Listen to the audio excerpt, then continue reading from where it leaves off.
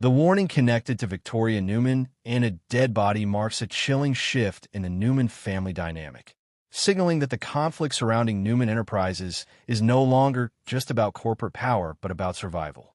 As the attacks on the company intensify, Victoria begins to fully embrace the darker side of her Newman identity. The polished executive facade starts to crack, revealing a woman who understands that mercy and restraint will only lead to destruction. The idea of a dead body is less a literal threat and more a symbol of how far this war may go, suggesting that the line between business warfare and real danger is quickly dissolving. Victor Newman's reaction is especially alarming. Victoria has never seen her father so visibly shaken, and that alone confirms the gravity of the situation.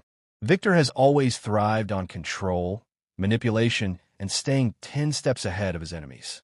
Yet the devastating impact of the AI program, particularly the rapid annihilation of Arabesque, has forced him into unfamiliar territory. The fact that Victor is even contemplating selling off parts of Newman Enterprises sends a clear message that this threat is unlike anything they've faced before. Watching Victor struggle unsettles Victoria deeply, because it means the family's foundation is no longer unbreakable. Cain Ashby and Phyllis Summers have exploited this vulnerability with ruthless precision. Their confidence grows with every success, especially after Victor and Nick Newman's warnings fail to slow them down. Cain's arrogance reaches new heights as he believes the Newmans are already defeated, while Phyllis thrives on the idea that she has finally beaten Victor at his own game.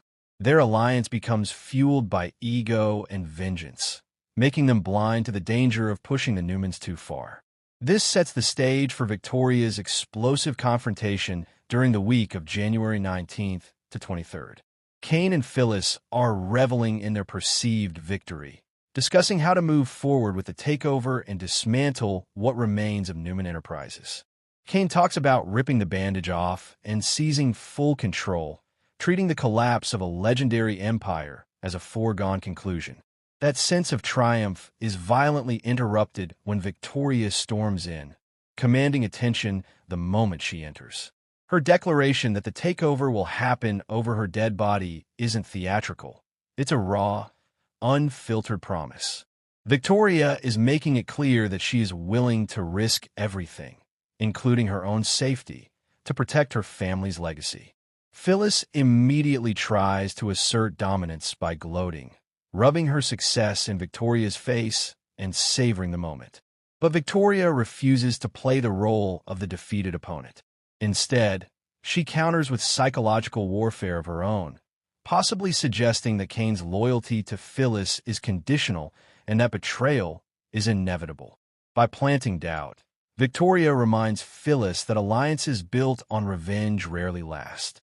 The tension in the room becomes electric as Victoria warns them both that the Newmans are far from finished. In this moment, Victoria fully steps into her role as Victor Newman's true successor. She reminds Cain and Phyllis that Victor never loses for long, and that every setback is merely a setup for retaliation. There is a dangerous calm in Victoria's confidence, one that suggests she has already begun plotting revenge. Rather than fearing the coming battle, she appears to relish it, hinting that she will take pleasure in watching her enemies fall. The sinister undertone of this storyline suggests that the conflict is approaching a point of no return.